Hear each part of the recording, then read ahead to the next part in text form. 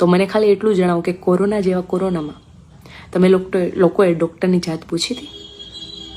જ્યારે અકસ્માત થાય, તમારે લોહીની જરૂર પડે, ત્યારે તમે લોહી લેતા પહેલાં પૂછો છો કે ભાઈ તું કઈ જાતનો છે, તું કઈ સમાજનો છે, તું પટેલ જ હોવો જોઈએ? ભાઈ લોહીનો પણ કલર અલગ નથી. તો આપણે તો કોણ છીએ મતભેદ કરવાવાળા, જાતિ વિરોધ કરવાવાળા? તમે લોકો એમ કહો છો કે અમે તમને સુરતમાં નહીં આવવા દઈએ, આ દીકરીને બહિષ્કાર કરો. જ્યાં સુધી મેં તમારા સમાજનું માન મર્યાદા રાખી, જ્યાં સુધી મેં મારા બાપની ઇજ્જત રાખી, રમવાની ઉંમરમાં મેં કામ કર્યું, રાત ઉજાગરા કર્યા, ત્યારે હું બધાને સારી લાગી.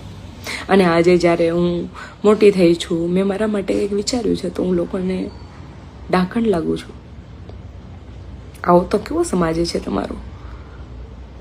આવા તો કેવા તમારા બધાના વિચારો છે?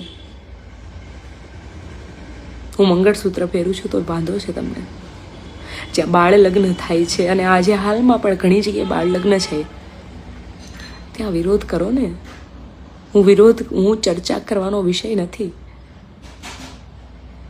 હું જે જ્ઞાતિમાંથી આવું છું એ નીચી નથી ને હું જે જ્ઞાતિમાં આવી છું એ પણ નીચી નથી. કદાચ કોઈ પણ જ્ઞાતિ નીચી નથી હોતી. માણસ હોય છે.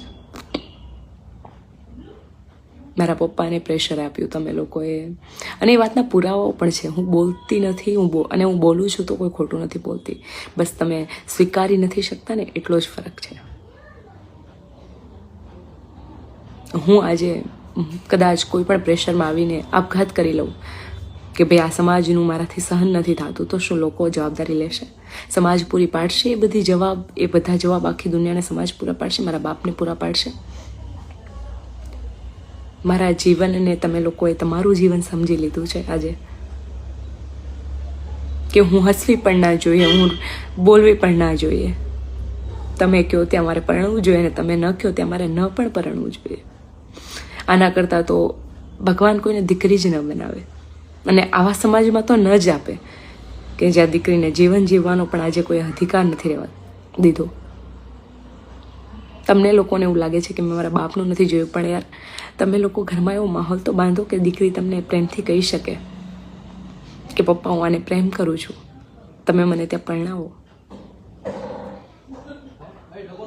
આજે મારી ખુશી મારા ઘરનાથી નથી જોવાતી, તો મને સમાજનું તો કોઈ દુઃખ નથી. રિપોર્ટર અરવિંદ રાઠોડ, સુરત.